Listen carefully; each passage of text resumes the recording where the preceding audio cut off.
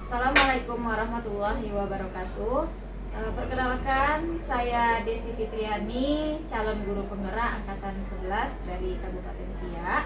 Di sini saya dan Bapak Edi Suherman selaku kepala sekolah dari SMA Negeri 1 Kandis, merupakan salah satu sekolah yang ada di Kabupaten Siak, akan mengadakan sesi wawancara atau interview dalam rangka pengambilan keputusan berbasis nilai-nilai kebajikan yang ada di lingkungan SMA Negeri 1 Kandis. Gimana Pak? Apa kabarnya Pak? Alhamdulillah, kabar baik. Di sini saya ingin sedikit bertanya-tanya dan sambil belajar gini Pak, mengenai pengambilan keputusan terhadap kasus-kasus berbasis nilai kebajikan yang ada di lingkungan SMA Negeri 1 Kandis itu bagaimana? Apakah Bapak kira-kira siap dengan pertanyaan yang bertubi-tubi akan saya lontarkan Pak? Insya Allah mudah-mudahan siap, dan apa yang telah kita laksanakan di sekolah itu yang akan kita jawab. Terima kasih Pak atas waktu dan kesempatan yang diberikan kepada saya.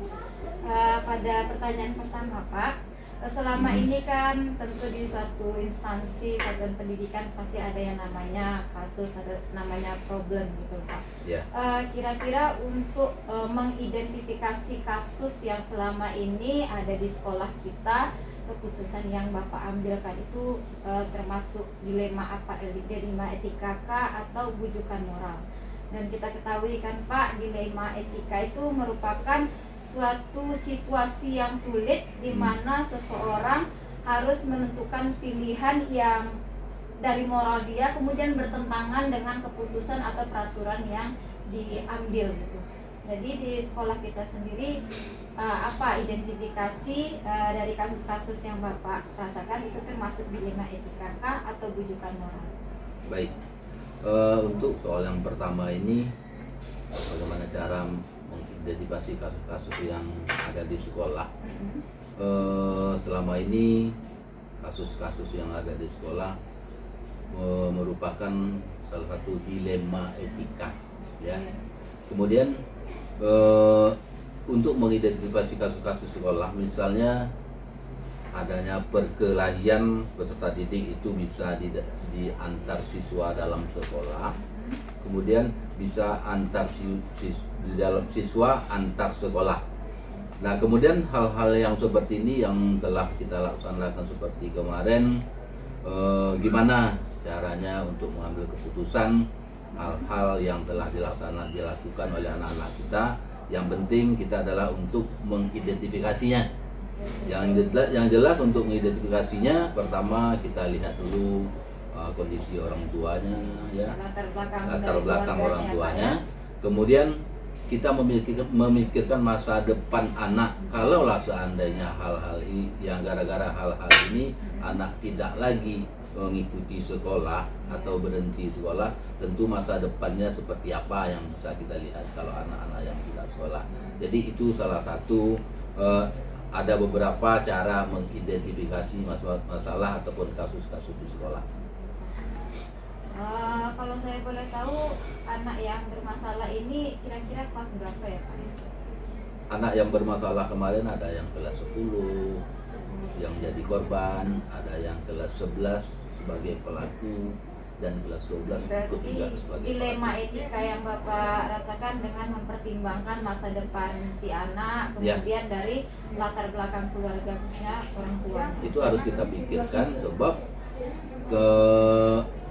di zaman yang sekarang ini tidak ada lagi anak yang tidak sekolah. Apalagi cuma tamat SMA, ya. Sementara pada zaman ini tuntut kalau dapat tamat SMA untuk melanjutkan ke perguruan tinggi. Seandainya kita putuskan di SMA, tidak ada lagi untuk kemungkinan untuk melanjutkan perguruan tinggi. Ya. Apalagi sekarang memang sudah wajib pendidikan itu 9 tahun ya Pak ya, Ya. SD, SMP, dan SMA. Baik Pak, kita lanjut ke pertanyaan kedua. Ya. Selama ini bagaimana Bapak mengambil keputusan di sekolah Bapak, terutama untuk kasus-kasus dua kepentingan yang sama-sama benar atau sama-sama mengandung nilai kebajikan itu, bagaimana tindakan atau keputusan yang Bapak buat di sekolahnya? Seperti halnya kasus-kasus yang kemarin yang telah terjadi di sekolah kita, yang tahu kan pertama adalah guru. Iya. Jadi setelah itu baru disampaikan kepada wali kelas, kemudian udah dicek atau diseleksi atau diapakan sama wali kelas, memang benar hal ini terjadi, ya.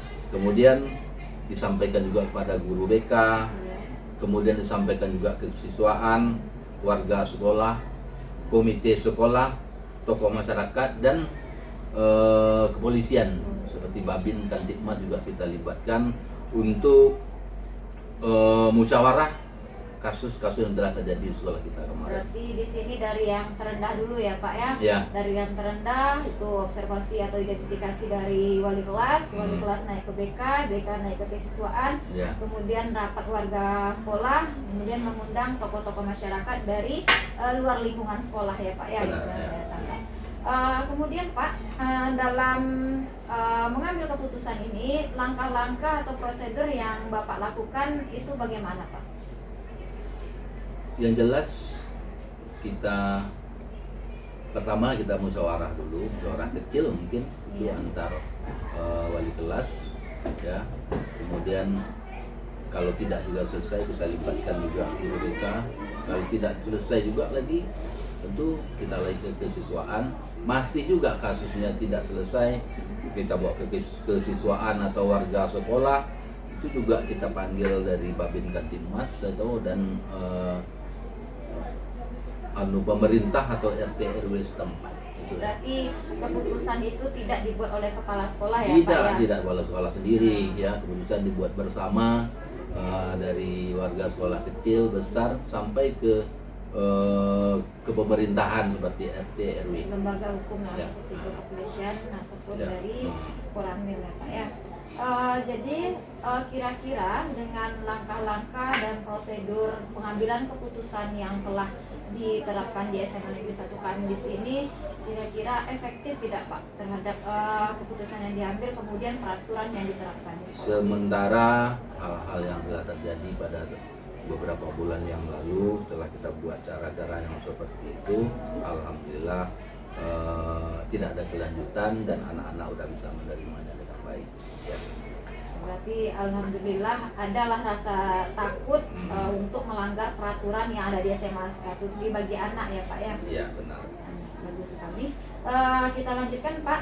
Dalam mengambil keputusan tersebut tentu ada yang namanya tantangan yang akan Bapak hadapi ya Pak ya. Kira-kira boleh saya tahu apa tantangan yang Bapak rasakan? Tantangan. Kalau seperti tantangan yang kita hadapi dalam mengambil keputusan, yang pertama adalah orang tua si korban. Si korban tadi. Ya, orang tua si korban pasti tidak akan pernah menerima hal-hal ini yang terjadi pada anaknya, yang dilakukan oleh kakak atau kakak tingkatnya ataupun teman setingkatnya. Ini salah satu yang tidak bisa menerima ini, yang merupakan tantangan bagi kita. Dan mereka berpikir pasti kalau mereka punya sekolah mengatakan keluarkan saja anak itu karena dia tidak punya etika dan lain sebagainya. Itu menurut masyarakat yang menjadi korban. Sementara kita yang punya pendidikan tidaklah seperti itu.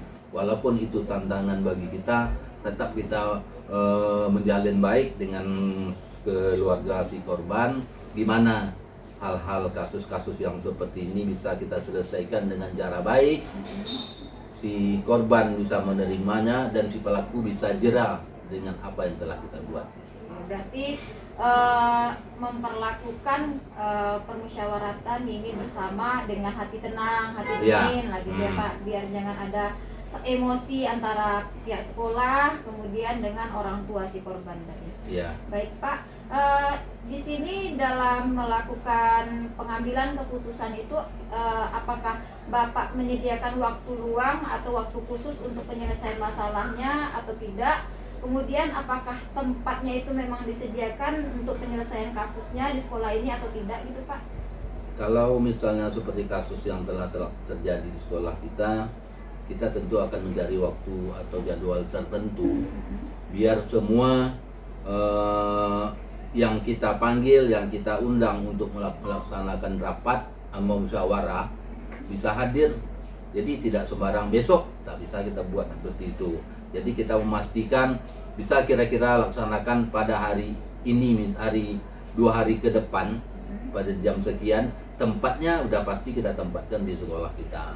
Apakah bisa hadir? Kalau seandainya dari misalnya ada dari Babin, dari RT RW ataupun pelaku dan si korban, nanti tidak semua orang yang punya waktu yang sama. Oh, iya. Jadi kita memilih waktu yang mana bisa kira-kira dari beberapa kelompok ini yang bisa menggunakan waktu yang bersamaan dan bisa kita gunakan untuk bermusyawarah. Orang tuh punya kesibukan masing-masing ya Pak. Ya, Jadi benar. misalkan kasusnya di hari Kamis, penyelesaiannya bisa di hari Jumat atau Seninnya lagi. Ya. Biasanya itu. Tapi secepatnya hal-hal yang seperti ini tidak bisa kita lalai-lalai. Nanti makin lama kejadian ini akan bertambah pula kejadian yang lain. Makanya secara cepat harus kita ambil keputusan dengan mengkondisikan waktu yang sama-sama bisa. Kalau gitu Pak, tentu ada faktor-faktor yang mempermudah dan mendukung Bapak dalam pengambilan keputusan yang berbasis dilema etika ini di sekolah ini. Kalau boleh tahu Pak, apa faktor-faktor yang mempermudah Bapak pengambilan keputusannya? Salah satu faktor untuk mengambil keputusan yang lebih mudah, yang pertama adalah warga sekolah. Salah satu misalnya dengan wakil-wakil kepala sekolah kita bincang-bincang dulu gimana kasus ini yang akan kita selesaikan ya. Jadi setelah itu baru kita bawa ke semua guru, TU, yang penting warga sekolah SMA Negeri 1 Kandis. Berarti guru di sekolah ini tidak melepas gitu aja ya Pak? Tidak, Ya? sebab tidak semua nanti dari guru ataupun tata usaha tenaga pendidikan bisa menerima hal-hal seperti ini dengan apalagi dengan kondisi emosi. Jadi pada saat emosi mereka pasti menjawab, "Nah, tak usah, keluarkan saja anak itu." Pasti itu jawabannya. Jadi hal-hal yang seperti ini harus berkepala dingin. Nah, jadi dengan kepala dingin kita bisa menyelesaikan kasus-kasus seperti ini. Yang ini tidak kita keluarkan, yang ini tetap dapat melanjutkan pendidikan. Jadi yang ini bisa sekolah dan ini juga bisa sekolah, sama-sama bisa sekolah. Banyak pertimbangan yang akan Ya, dilakukan ya Pak ya dalam mengambil sebuah keputusan. Dari semua yang telah Bapak sampaikan tadi, cara dalam mengidentifikasi kasus di sekolah Bapak, pengambilan keputusan, kemudian langkah yang diambil, kemudian tantangan, pembuatan jadwal untuk mengatasi masalah tersebut, kemudian faktor-faktor yang mempengaruhi Bapak dalam pengambilan keputusan itu agar lebih mudah. Kira-kira apa yang dapat Bapak petik dari pengalaman pengambilan keputusan yang telah Bapak lakukan di SMA Negeri 1 Kandis? Dari hal yang telah terjadi di sekolah, yang telah kita selesaikan, mungkin dari keputusan bermusyawarah dengan warga sekolah, sama dengan hukum atau Babin Kantipmas, kemudian tambah dengan pemerintah RT RW ya. Itu merupakan hal yang terbaik yang bisa kita lakukan untuk mengambil keputusan, bukan kepala sekolah atau bukan guru wali kelas BK ataupun kesiswaan yang mengambil keputusan. Ini adalah keputusan bersama. Jadi semua keputusan yang telah kita buat, biar yang si korban menjadi enak, kemudian yang si pelaku juga jadi enak, sama enak. Nah kemudian dari hal-hal dan keputusan yang telah kita buat, salah satu yang kita inginkan yaitu warga sekolah yang lain seperti adik ataupun kakak tingkat yang kelas yang lain tidak lagi bisa membuat hal-hal seperti ini ataupun merupakan efek jera ya. Kemudian semua warga sekolah atau anak-anak peserta didik kita dengan hal-hal yang seperti ini dia bisa mematuhi dan mengikuti semua peraturan yang ada di sekolah, dan ini untuk mewujudkan sekolah kita menjadi lebih baik lagi. Dari yang Bapak sampaikan tadi, dapat saya petik bahwa pengambilan keputusan itu yang pertama tidak bisa dilakukan secara sepihak ya Pak ya. Benar. Dilakukan secara musyawarah. Ya. Kemudian memang ada dalam sebuah sekolah itu atau instansi itu peraturan, cuman ada beberapa hal yang perlu diperhatikan. Seperti tadi latar belakang korban, kemudian masa depan si korban, Ya. untuk masa depan dia melanjutkan pendidikan ke perguruan tinggi. Ya. Banyak hal yang perlu diperhatikan. Itu yang dikatakan sebagai dilema etika. Ya. Dalam membuat suatu keputusan, ada hal-hal yang memang bertentangan dengan apa yang telah kita susun sebelumnya. Oke Pak, dari apa yang Bapak sampaikan, pelajaran bagi saya sendiri Ya. dalam pengambilan keputusan berbasis nilai-nilai kebajikan. Terima kasih Pak atas kesempatannya. Ya, sama-sama. Mohon maaf apabila dari saat ini apa yang saya sampaikan kurang berkenan di hati Bapak, saya mohon dimaafkan. Ya. Presiden, Assalamualaikum warahmatullahi wabarakatuh. Waalaikumsalam warahmatullahi wabarakatuh. Assalamualaikum warahmatullahi wabarakatuh Pak. Waalaikumsalam warahmatullahi wabarakatuh. Perkenalkan Pak, saya Desi Fitriani, calon guru penggerak angkatan 11 dari Kabupaten Siak. Pada kesempatan saat ini saya akan mengajak Bapak untuk berbincang-bincang sedikit mengenai pengambilan keputusan berbasis nilai-nilai etika, dan tugas ini merupakan salah satu kriteria untuk melengkapi modul 3.1. Sebelumnya saya bertanya nih Pak, apakah Bapak siap dengan pertanyaan-pertanyaan yang akan saya sampaikan? Insya Allah. Oke, Pak, ini lumayan sedikit banyak ya Pak ya.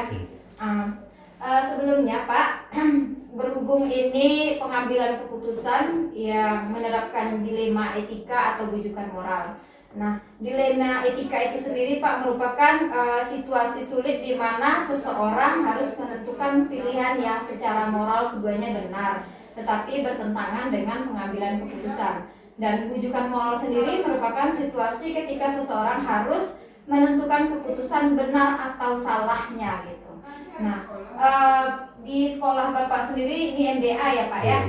MDA tentu ada permasalahan yang Bapak ambil dalam pengambilan keputusan.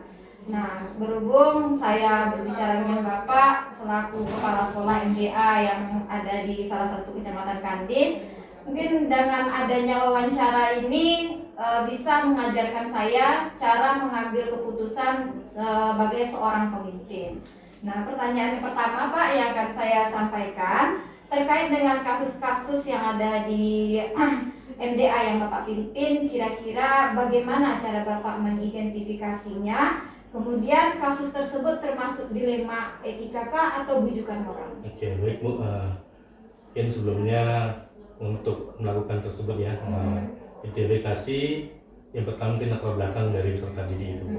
Kenapa latar belakang? Pastinya ada yang dari yang mungkin ekonominya, segi ekonomi yang tidak mampu Bu, pastinya itu, ataupun dari latar belakang contohnya orang tuanya, baik mungkin ada orang tuanya yang berbisa ataupun tidak. Nah, yang selanjutnya mungkin dari perilaku saat di sekolahnya seperti sekolah dasarnya, karena dia ini kan sekolah sorenya agamanya untuk sekolah dasar. Nah, mungkin seperti itu loh. Untuk penerapannya itu mungkin dilema kedua-duanya masuk Bu. Kenapa? Ada ya, Pak. Bisa masuk dilema etika, bisa masuk ke bujukan moral. Oke. Boleh gitu ya Pak ya. Nah, lanjut pertanyaan yang kedua nih Pak. Bapak sudah menyebutkan kasusnya apa, kemudian pengambilan keputusan ini masuk di dilema etika dan bujukan moral. Kemudian bagaimana cara Bapak mengambil keputusan terhadap kasus-kasus yang Bapak sampaikan tadi? Karena kan dari kedua kasus ini apa itu sama-sama penting gitu. Bagaimana tindakannya Bapak? Oke, untuk kegiatan tersebut mungkin yang terutama adalah melakukan musyawarah ya. Musyawarahnya ya terhadap utama wali kelasnya Bu. Nah, yang selanjutnya ada mungkin wali muridnya, ada pun dari warga sekolah seperti ustadz ustazahnya maupun kalau yang memang sudah terlalu berat lagi ada tokoh masyarakat Bu. Nah, karena di kegiatan agama ini kan ada ustadz yang dari luar juga Bu. Iya. Ya. Berarti itulah langkahnya, Iya, tahapannya Pak ya, prosedurnya dari yang terendah sampai menengah sampai yang tertinggi. Oke. Kemudian Pak, dari yang Bapak sampaikan tadi kasusnya apa, kemudian prosedurnya gimana, apa kira-kira yang efektif caranya yang Bapak lakukan selama ini? Ya, cara yang efektif Bapak lakukan dalam pengambilan keputusan itu yang mana kira-kira? Oke, untuk pengambilan keputusan tersebut pastinya Bu ada langkah-langkahnya. Yang pertama sudah pasti observasi dulu. Observasi karena tadi terkait tentang ada latar belakang anak tadi tersebut yang mungkin dari latar belakangnya orang tidak mampu ataupun dari keluarga yang mungkin sudah berpisah orang tuanya termasuk Bu dan tingkah lakunya. Baru diidentifikasi kasusnya Bu. Setelah itu ada mediasi mungkin antara wali kelas, wali murid dan yang lainnya. Kalau memang kasus-kasusnya itu ada timbul yang mungkin akan kedepannya. Setelah itu baru ada diambil keputusan Bu. Oke, berarti cara yang efektif dalam penyelesaian masalah di instansi Bapak ini yang pertama itu musyawarah ya Pak ya, musyawarah dari wali kelasnya, kemudian ustazah yang ada di instansi Bapak, baru tertinggi nanti keputusannya akan diambil atas keputusan bersama. Kemudian Pak, tantangan yang Bapak rasakan dalam pengambilan keputusan ini, tantangan yang seperti apa Pak? Tantangannya sudah pasti banyak ya Bu ya. Contohnya mungkin kalau untuk kasus yang latar belakang mengenai orang tua yang sudah berpisah itu tentunya ya harus ada musyawarah tentunya antara walinya, sedangkan biasanya kan yang sudah broken itu mereka pastinya mengikuti dengan keluarga yang bapaknya atau ibunya seperti itu ya. Adanya musyawarah keduanya harus saling juga terjaga. Berarti komunikasi antara orang tua itu karena ada sudah broken tadi jadi susah menyatukan ya Pak, itu tantangannya. Oke, bisa saya terima Pak. Oke, selanjutnya Pak, dalam menyelesaikan masalah ini misalkan ada satu masalah, itu masalahnya di hari itu diselesaikan atau ada hari tertentu atau hari lain atau tempat lain yang kira-kira bisa menyelesaikan masalah Bapak ini? Mungkin Bu, kalau untuk kasus tersebut tergantung pada kasusnya Bu. Kalau yang ringan, mungkin bisa kita hari itu juga mungkin melalui wali kelas. Sedang bisa jadi melalui wali kelas atau wali murid dan mungkin ustazahnya. Nah, untuk yang berat, ini yang lebih berat lagi, semuanya dilibatkan seperti tokoh masyarakat maupun ada mungkin komite juga ada sekolah. Berarti berbeda hari ya Pak ya. Berarti tergantung berat atau tidaknya kasus tadi. Kalau misalkan anak membuang sampah sembarangan, berarti bisa diselesaikan hari itu juga. Dan kalau sudah tindaknya kriminal, itu kan boleh diambil hari tertentu dan ditempatkan pada suatu tempat untuk bisa musyawarah bersama. Oke, baik Pak. Selanjutnya faktor-faktor yang mempermudah Bapak dalam mengambil keputusan ini apa Pak yang mendukung? Tentunya semuanya ada dukungan Bu. Terutama di warga sekolah. Warga sekolah itu seperti ustazah ya, wali kelasnya, wali muridnya. Karena kan setiap masuk sekolah itu pasti ada suatu kenyataan Bu. Agar mereka kalau memang dipanggil harus datang ke sekolah. Mungkin itu Bu. Dan lingkungan sekitar juga termasuk seperti tokoh-tokoh masyarakat itu juga mempengaruhi. Baik Pak, yang terakhir ini ya Pak ya, pertanyaan yang terakhir karena sudah sampai di penghujung juga pembicaraan kita. Selanjutnya itu pembelajaran apa yang bisa Bapak petik dari pengalaman Bapak dalam mengambil keputusan di suatu instansi Bapak ini? Ini termasuk pertanyaan yang mungkin di suatu lingkungan ataupun pembelajaran ataupun sekolah ya. Apa yang dapat diambil ya pastinya pertama bahwa pengambil keputusan itu adalah ada musyawarahnya. Dan itu ada juga membuat efek jerah serta ada menegakkan peraturan yang ada di lingkungan sekolah. Dengan adanya ketiga tersebut, mudah-mudahan lingkungan MDA ini menjadi lebih baik dan mungkin nanti dia juga akan berkembang. Oke. Jadi di sini hal-hal yang dari pengalaman Bapak yang Bapak rasakan, mungkin musyawarah, kemudian dukungan dari semua pihak, terutama yang ada di instansi Bapak ya Pak ya. Kemudian efek jerah bagi si pelaku agar tidak semena-mena terhadap peraturan yang telah dibuat. Baik Pak, sudah selesai kiranya pertanyaan dari saya. Dan kegiatan wawancara ini sangat bermanfaat bagi saya sendiri apabila nanti menjadi seorang pemimpin dan akan mempertimbangkan bagaimana dalam pengambilan keputusan yang saya buat bersama rekan-rekan saya di suatu instansi nanti. Saya mengucapkan terima kasih Pak atas waktu Bapak telah berkenan melakukan sesi wawancara ini. Apabila ada yang salah dari tingkah saya, omongan saya, mohon dimaafkan ya Pak. Saya sudahi dengan Assalamualaikum warahmatullahi wabarakatuh. Waalaikumsalam warahmatullahi wabarakatuh.